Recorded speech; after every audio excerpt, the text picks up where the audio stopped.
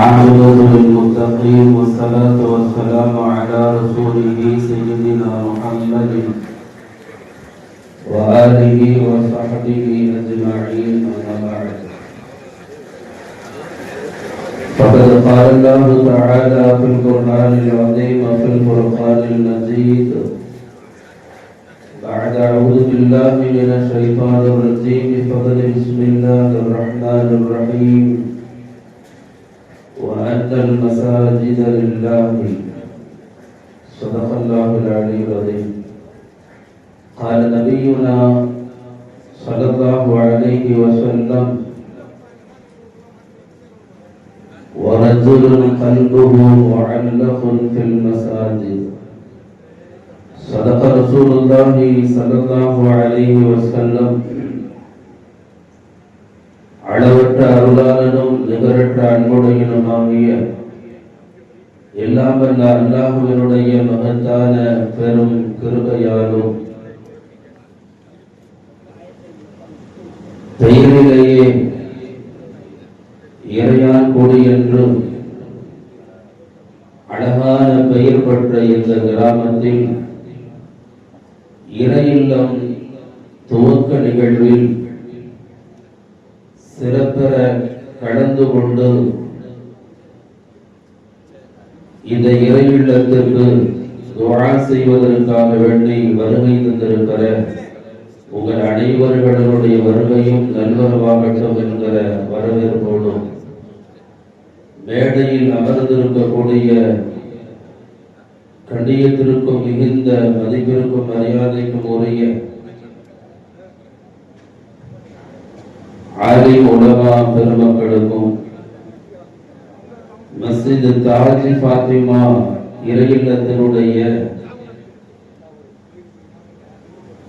எழில்மிகு இந்த பள்ளிவாசல் அமைவதற்கு உடலால் பொருளால் அன்றிலிருந்து இன்று வரை கடப்பணியில் நின்று அற்புதமாக இந்த இறையில்லத்தை கண்ணாலே காண்பதற்கு யாரெல்லாம் முயற்சி செய்தார்களோ அனைவர்களுக்கும் அல்லாஹ் இம்மையில் உயர்ந்த நற்பாக்கியங்களையும் மறுமையில் உயர்ந்த ஜன்னாவையும் அல்லாஹ் அவர்களுக்கு பரிசாக அல்லாஹ் தந்தருள் புரிவானாக.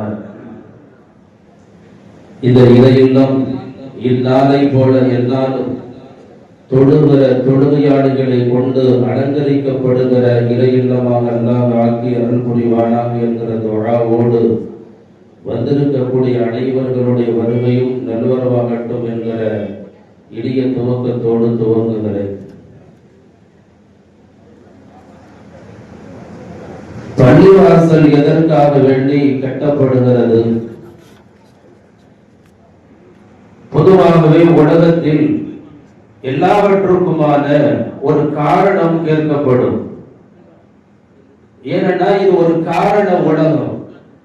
ஏன் செய்யணும், எதுக்காக வேண்டி செய்யணும், செய்வதனால் என்ன என்கிற கேள்வி நம் எல்லோருக்கும் எழலாம். உலகத்தில் அல்லாஹ் படைத்திருக்கக்கூடிய எல்லா படைப்பினங்களுக்கும் ரப்பினுடைய ஏற்பாடு அவர்களுக்கு ஒதுங்குவதற்கு, ஓய்வெடுத்துக் கொள்வதற்கு, தன்னைத்தானே சுய பரிசோதனை செய்து கொள்வதற்கு, அவர்களுக்கான அழகான இல்லங்களை, அழகான இருப்பிடங்களை கட்டிக் கொள்வதும் அமைத்துக் கொள்வதும் மனிதனுடைய யதார்த்த சுபாவம். மனிதர்களுக்கு மட்டுமல்ல இல்லம், உலகத்தில் படைக்கப்பட்டிருக்கிற எறும்பிலே துவங்கி எல்லா படைப்பினங்களுக்கும் ஓய்வெடுத்துக் கொள்வதற்காக வேண்டி ஒரு இல்லம் இருக்கும், ஒரு அழகான ஒரு வீடு இருக்கும். நீங்கள் கேள்விப்பட்டிருக்கலாம், எறும்புக்கு அதற்கான ஒரு இருப்பிடம் இருக்கிறது, கரையானுக்கு அதற்கான ஒரு அழகான இல்லம் இருக்கிறது. நீங்கள் கரையானை குறித்து ஒரு ஆச்சரியமான தத்துவத்தை கேளுங்கள். கரையான் இருக்கிறது அல்லவா, ஒரு அழகான மண் சுவரை மண்ணால் எழுப்பி கட்டி அமைத்து விடும் கரையான். அது கட்டுமானப்படி நடத்துகிற இடம் நீர்நிலையங்கள் அதிகமாக இருக்கிற ஒரு அழகான இடத்தில் கரையான் கூடு கட்டி தன்னுடைய வீடு கட்டி அமைத்துக் கொள்ளும். அதற்குள்ளே பாம்பு உள்ளே போய் பொருந்து கொள்ளும். பாம்பு நிலத்திலே வாடும், நீரிலே வாடும். உலகத்தில் பறவைகளுக்கு ஒதுங்கிக் கொள்வதற்கு அழகான கூடு இருக்கிறது. தூக்குடா குருவி உச்சத்தில் ஒரு அழகான ஒரு இருப்பிடத்தை அமைத்துக் கொள்ளும். குகைகளில் வாழ்கிற சிங்கங்களும் சிறுத்தைகளும் அதற்கான வீடு. உலகத்தில் எல்லா மனிதர்களும் தனக்கான வீட்டை அமைப்பை ஏற்படுத்திக் கொள்கிற போது அல்லாஹ் சொல்லுகிறான், மஸ்ஜித் என்பது அல்லாஹ்வுடைய இல்லம். அல்லாஹ்வுடைய இல்லத்திற்கும் நம்முடைய இல்லத்திற்கும் நிறைய வேறுபாடுகள் இருக்கிறது. நபிகள் நாயகம் ஸல்லல்லாஹு அலைஹி வஸல்லம் சொல்கிறார்கள், அல்லாஹ்வுடைய இறை இல்லம் என்பது, மஸ்ஜித் என்பது அதற்கு போய் வருகிற தொழுது வருகிற அத்தனை நபர்களுக்குமான ஒரு அற்புதமான சுபச்செய்தியான வார்த்தையை சொன்னார்கள். சபஅத்துல் யுதில்லுஹுல்லாஹு ஃபீ தில்லிஹி யௌம லா தில்ல இல்லா தில்லுஹு. நிழலே இல்லாத மஹ்ஷர் என்கிற அந்த பெருவெளியில் தலைக்கு அருகாமையில் சூரியன் இருக்கிற நேரத்தில் ஸல்லல்லாஹு அலைஹி வஸல்லம் சொன்னார்கள், வரஜுலுன் கல்புஹு முஅல்லகுன் ஃபில் மசாஜித். இறை இல்லத்தோடு தன்னுடைய கல்வை இணைத்துக் கொண்ட மனிதன், எப்போதும் இறை இல்லத்திலே வாழ்கிற மனிதன், இறை இல்லத்தில் போய் தொழுகிற அந்த புனிதவானுக்கு நபிகள் பெருமான் ஸல்லல்லாஹு அலைஹி வஸல்லம் சொல்கிறார்கள், மஹ்ஷர் என்கிற பெருவெளியில் அரிசி என்கிற நிழலினுடைய இருப்பிடத்தை 7 கூட்டத்தார்களுக்கு அல்லாஹ் தயார்படுத்தி வைத்திருக்கிறார். அதில் ஒரு முஃமின் வரஜுல் கல்புஹு முஅல்லகுன் ஃபில் மசாஜித், இறை இல்லத்தோடு தொடர்பை வைத்துக் கொள்கிற முஃமின்களுக்கு மஹ்ஷரில் அவர்களுக்கு அரிசி என்கிற சிம்மாசனத்தில் ஒரு இருப்பிடம் இருக்கிறது. பெருமக்களே, இறை இல்லம் அங்கே ஊழியம் செய்கிற ஊழியர்களை நபிகள் நாயகம் ஸல்லல்லாஹு அலைஹி வஸல்லம் சொன்னார்கள். அங்கு சுத்தப்படுத்தி தூய்மைப்படுத்தி வேலையில் ஈடுபட்ட ஒரு பெண்மணி இறந்து போனதற்கு பின்னாடி சொன்னார்கள், இன்னி ரஅய்துஹா ஃபில் ஜன்னah, அந்த பெண்ணை நான் சொர்க்கத்திலே பார்த்தேன் என்றார்கள். பள்ளிவாசல்ல கண்ணுக்கு எட்டிய தூரம் வரை ஒரு தூசி கிடைச்சுனா தூக்கி போடணும். அதுக்கு 10 கிலோமீட்டர் அந்தால இருக்கிற பிலால கூப்பிட கூட, இங்க வாங்க பாய், இந்த ஃபேன் ஆஃப் பண்ணுங்க, இங்க வாங்க பாய், இங்க ஒரு குப்பை கடை எடுத்து போடுங்க. இல்ல, இந்திய ரஹைத்துஹா ஃபில் ஜன்னah, பள்ளிவாசலை சுத்தப்படுத்தி ஒரு பெண்ணை குறித்து சொன்னார்கள். வாழும் காலத்திலே அந்த பெண்மணியை சொர்க்கத்திலே பார்க்கிறேன் என்றால், இறை இல்லத்திற்காக கடப்பணி ஆற்றுகிற, இறை இல்லத்திற்காக வேண்டி நற்பணிகளை ஆற்றுகிற, இறை இல்லத்திற்காக வேண்டி தன்னுடைய வாழ்வை அர்ப்பணித்துக் கொள்கிற, பொருளாதாரத்தில் ஈடுபடுத்திக் கொள்கிற எல்லோருக்குமான சுபச்செய்தியான வார்த்தைகளை சொன்னார்கள். நபிகள் நாயகம் ஸல்லல்லாஹு அலைஹி வஸல்லம் அவர்கள், பனல்லாஹு லஹு பைத்தன் ஃபில் ஜன்னah, அவர்கள் சொர்க்கத்திலே அவர்களுக்கு ஒரு வீடு தயாராக இருக்கிறது. இறை இல்லம் என்பது அழியா ஒரு இல்லம். உலகத்தில் நாம் கட்டுகிற வீடெல்லாம் அழிந்து போய்விடும். உலகத்தில் நாம் எழுப்புற மாளிகை எல்லாம் அழிந்து போய்விடும். ஆனால் இறை இல்லம் கியாமத் நாள் வரையிலும் அது இறை இல்லம் தான். அதற்கு அழிவோ அதற்கான இடமில்லாமல் போகிற தன்மை அல்லாஹ் வைக்க மாட்டார். நம்முடைய கட்டுகிற வீடு முகவரிகள் மாறி போகும். இல்லை, அல்லாஹ் சொல்லுகிறான், இந்த இறை இல்லத்தை கட்டுவதற்காக நீங்கள் 1 பைசா கொடுத்திருந்தால் நபிகள் நாயகம் ஸல்லல்லாஹு அலைஹி வஸல்லம் அவர்கள் சொன்னார்கள், பனல்லாஹு லஹு மித்லஹு ஃபில் ஜன்னah, அவருக்கு இத மாதிரி ஒரு வீடு சொர்க்கத்தில் தயாராக இருக்கிறது. பள்ளிவாசலை கட்டுதலும் பள்ளிவாசலை புதுப்பித்தலும் என்பது நாள்தோறும் வண்ணமும் பொழுதோறும் வேணியமாய் நடந்து கொண்டிருக்கிற போது பள்ளிவாசலை குறித்து அதனுடைய தூய்மையான கல்வை சுத்தப்படுத்துகிற வார்த்தைகளை நபிகள் பெருமான் ஸல்லல்லாஹு அலைஹி வஸல்லம் சொன்னார்கள். எங்கெல்லாம் ஸல்லல்லாஹு அலைஹி வஸல்லம் போய் உட்கார்ந்தாங்களோ அங்கெல்லாம் பள்ளிவாசல்கள் உருவாகியது. பள்ளிவாசல் என்பது வெறுமனே அது தொழுகிற இடம் மட்டுமல்ல, அது ஒரு பல்கலைக்கழகம். மனதை சுத்தப்படுத்திக் கொள்கிற, மனதில் இருக்கிற அழுக்குகளை நீக்கிக் கொள்கிற, தன்னைத்தானே பரிசோதனை செய்து கொள்கிற, ரப்போடு தன் கல்வை இணைத்துக் கொள்கிற ஒரு அற்புதமான இடம் அல்லாஹ்வுடைய மஸ்ஜித் என்பது. அதையெல்லாம் ஸல்லல்லாஹு அலைஹி வஸல்லம் அவர்கள் 10 நாள் தாயிஃபிலே தங்கிய பொழுது அந்த தாயிஃபிலே கல்லடிப்பட்டு அமர்ந்த இடம் இன்றைக்கு ஒரு பிரம்மாண்டமான மஸ்ஜிதாக இடப்பட்டிருப்பதை பார்க்கலாம். மஸ்ஜித் அக்தாஸ் என்கிற பள்ளிவாசல் பெருமானார் கல்லடிப்பட்டு காயப்பட்டு ஆறுதலுக்காக அமர்ந்த ஒரு இடம். ஸல்லல்லாஹு அலைஹி வஸல்லம் அவர்கள் தாயிஃபிலே இன்னைக்கு மஸ்ஜித் அத்தாஸ் இருக்கிற இடம்.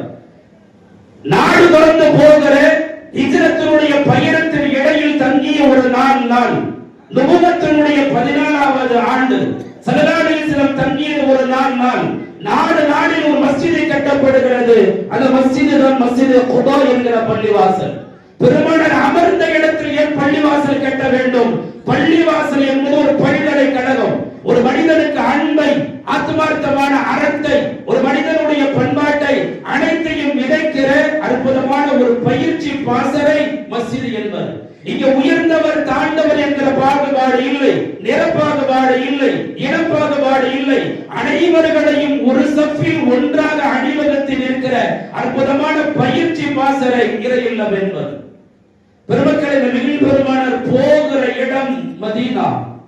போறப்ப சஹாபாக்கள் அகதிகள் ஒன்றிக் கொள்ளவோ அமர்ந்து கொள்ளவோ இடமில்லாத ஒரு மதீனாவில் மடம் கட்ட வேண்டும் அல்லவா? மடம் கட்டவில்லை பெருமானார்.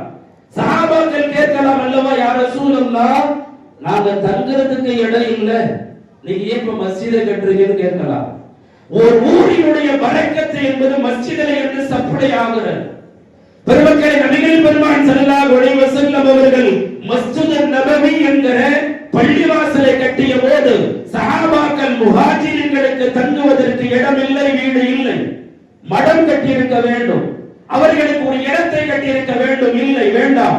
மூமின்களுக்கான முகவரி, மூமின்களுக்கான ஈமானுடைய உயிரோட்டம், மூமின்களுக்கான அன்பை, அறத்தை, நேசத்தை விதைக்கிற ஒரு இடம் பள்ளிவாசல் என்பதால் தான் மடம் கட்டுவதற்கு முன்பதாக சஹாபாக்களுக்கு மஸ்ஜித் நபவி என்கிற பள்ளிவாசலை கட்டினார்கள். பள்ளிவாசல் என்ன?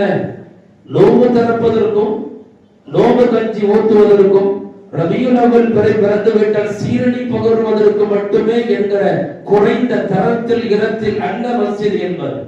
2016 அல்லாது 2015 சென்னை மாநகரம் முழுக்க தண்ணீர் பெருவெள்ளம் பெருக்கெடுத்து ஓடிய போது நீங்கள் எல்லாம் பதிவு செய்து கொள்ளுங்கள். சென்னை வாழ் மக்களுக்காக வேண்டி அடைக்கலம் கொடுத்து அமருங்கள் என்று பள்ளிவாசல்கள் திறந்து வைக்கப்பட்டது. பெருமக்களே, சென்னையினுடைய நிலவரம் 2015 பெருவெள்ளம் பெருக்கெடுத்து வீடுகள் தோறும் ஆக்கிரமிப்பு செய்த தண்ணீர் உள்ளே வந்தபோது பிற சமயத்தை சார்ந்த சகோதரர்களுக்காக பள்ளிவாசல் கதவுகள் திறக்கப்பட்டது. பள்ளிவாசல் அன்பை விதைக்கிற இடம், அறத்தை போதிக்கிற இடம், எல்லா மனிதர்களையும் ஒற்றுமையோடு பார்க்கிற இடம். எந்த இடத்தில் பள்ளிவாசல் தோன்றியதோ அந்த இடத்தில் மனிதனையும் பிறக்கும், பண்பாடுகள் வளரும், அறம் என்கிற எல்லா உயிரினங்களையும் சகிப்புத்தன்மையோடு பார்க்கிற நிலை பரவும். ஆகையால்தான் ஸல்லல்லாஹு அலைஹி வஸல்லம் அவர்கள் மஸ்ஜிதை மதீனா நகரத்திற்கு போனவுடன் எழுப்பியதற்கு காரணம் பண்பாட்டினுடைய செழுமை என்பது மஸ்ஜிதில் இருந்து துவங்குகிறது.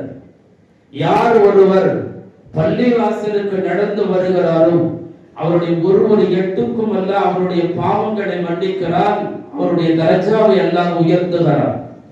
பள்ளிவாசல் ஸல்லல்லாஹு அலைஹி வஸல்லம் அவர்கள் சொன்னார்கள், அஹப்புல் பிலாதி இலல்லாஹி மசாஜிதுஹா, பூமியிலே அல்லாஹ்விற்கு ஆக பிடித்தமான இடம் நாம் கட்டி இருக்கிற கோட்டைகளும் கோபுரமான வீடுகளும் அல்ல, பளபளக்கிற கட்டிடங்கள் அல்ல, குடிசையான மஸ்ஜிதாக இருந்தாலும் அஹப்புல் பிலாதி அல்லாஹ்விற்கு ஆக பிடித்தமான இடம் மஸ்ஜித் என்பது அந்த அறத்தை போதிப்பதால் தான் இப்போது இந்த கட்டப்பட்டிருக்கக்கூடிய மஸ்ஜிதில் நேற்றையிலிருந்து இன்றைய காலை வரை பிற சமயத்தை சார்ந்த சகோதரர்கள் பள்ளிவாசலுக்குள்ளே வந்து அவர்களுடைய அன்பையும் அவர்களுடைய அறத்தையும் காட்டுவதை நம்மால் கண்ணாலே காண முடிந்தது.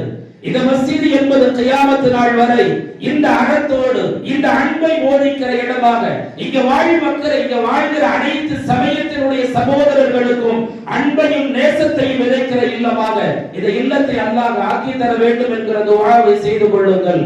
பெருமக்களே, ஒன்று, கேரளாவுல நீங்க அதிகமா யானையை வாங்கி வீட்டுல வளர்க்கலாம் உரிமையோடு. கேரளாவுல நீங்க அப்படி யானையை வாங்குறீங்கன்னா அந்த கேரளா கவர்மெண்ட் ஒரு வார்த்தை கேட்கும், என்னன்னா இதுக்கு உண்ண உணவு சரியான பராமரிப்புக்கு உன்கிட்ட வந்து பேங்க் அக்கௌண்ட் இருக்கா அப்படின்னு கேட்பான். நீங்க யானையை சும்மா வாங்கிட முடியாது, அதுக்கு 3 வகை சாப்பாடை தரமா கொடுக்கணும். கேரளாவுல யானையை வளர்க்கறதுக்கு முன்னாடி ஒரு லைசன்ஸ் ஒன்று கொடுப்பான். என்னன்னா உங்களுடைய பேங்க் அக்கௌண்ட் எவ்வளவு இருக்குன்னு கேட்பான். அது சரியா இருந்தா யானையை கொடுப்பான். அதை பட்டினி போட்டு சாவடிச்சிட்டோம்னு சொன்னா வனத்துறை வந்துடும், கடுக்காமல் தண்டனை. அதெல்லாம் யாரெல்லாம் யானையை வளர்க்கிறாங்களோ அவங்களுக்கு கடுமையான பரிசோதனை, அவருடைய பொருளாதாரம் குறித்த, அவருடைய சொத்து மதிப்பு குறித்த பேங்க் அக்கௌண்ட் பேலன்ஸை பார்த்துதான் யானைக்கான உரிமை தரப்படும். ஏன்னா யானை கண்டு தீனி போடணும் அப்படிங்கிறதுனால.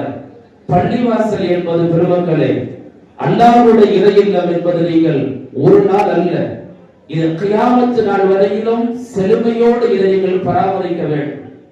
இதற்கான வெறுமனே இன்றைக்கு ஒரு நாள் கட்டப்பட்டு இதனுடைய அலங்காரங்களும் அழகுகளும் எல்லோருக்கும் காட்டப்பட்டு விட்டது என்பதை போல நீங்கள் மூடி வைத்து விடக்கூடாது. இதனுடைய அடுத்த கட்ட முயற்சிகளில் இந்த மஹல்லாவால் ஜமாத்தினர்கள் ஈடுபட வேண்டும். இதனுடைய பராமரிப்பு என்பது இதற்கான மின்சார வரி, இதற்கான பள்ளியில் தொழுவைக்கக்கூடிய இமாம்களுக்கான ஊதியம் அனைத்தையும் செவ்வனே சரியாக செய்தால் மட்டுமே ஒரு இறை இல்லம் தூய்மையான இறை இல்லமாக கியாமத்து நாள் வரையிலும் அதனுடைய நேர்த்தியான வழியில் பயணிக்கும். ஏன்னா நிறைய மஸ்ஜித பார்க்கிறோம், கட்டுமான பணி முடிந்து ஒரு நாள் நல்ல ஒரு வாரம் கழிச்சு போனா பள்ளி வெறிச்சோடி கிடக்கும், கூட்டுறதுக்கு கூட ஆள் இல்லை. காகத்தினுடைய எச்சங்களும் பறவையினுடைய எச்சங்களும் பள்ளி உள்ளே இருக்கு, தூசிகள் நிரம்பி இருக்கு பள்ளிவாசல். என்ன காரணம் என்று நீங்கள் கேட்கிறீர்கள்? பள்ளிவாசல் என்பது நீங்கள் பராமரிக்க வேண்டும், அதற்கான கணம் காண வேண்டும், அந்த கணப்பணியில் நீங்கள் ஈடுபட்டாக வேண்டும். எல்லாமே அல்லாஹ் ரப்பல் இஸ்ஸா இந்த பள்ளிவாசலை கட்டிய அதற்காக வேண்டி யாரெல்லாம் உடலால் பொருளால் அதற்காக வேண்டி பொருளாதார உதவிகளை செய்தார்களோ அனைவர்களுக்கும் அல்லாஹ் உயர்ந்த நற்கூலிகளையும் உன்னத சவாபுகளையும் தந்தருள் புரிவானாக. இந்த பள்ளிவாசலுடைய திறப்பு விழாவுக்கு வருகை தந்திருக்கிற உங்கள் அனைவருடைய வருகையும் இறைவன் அனுமதிவாங்கி தருவானாக. வாஹிரு தஅவானா அல்ஹம்துலில்லாஹி ரப்பில் ஆலமீன். அஸ்ஸலாமு அலைக்கும் வரஹ்மத்துல்லாஹி வபரகாத்துஹு. சிறப்பான அறிமுறை ஆற்றிய மௌலானா அவர்களுக்கு சலாத்தை தெரிவிக்கின்றோம். இங்கே ஃப்ரண்ட்ல இடம் இருக்கு, இடம் கட்டி எல்லாம் அங்கே இருக்காங்க. கொஞ்சம் முன்னாடி இன்ஷால்லா வந்துட்டீங்கன்னா பின்னாடி வரவங்களுக்கு வாய்ப்பாக இன்ஷால்லா தொடர்ச்சியாக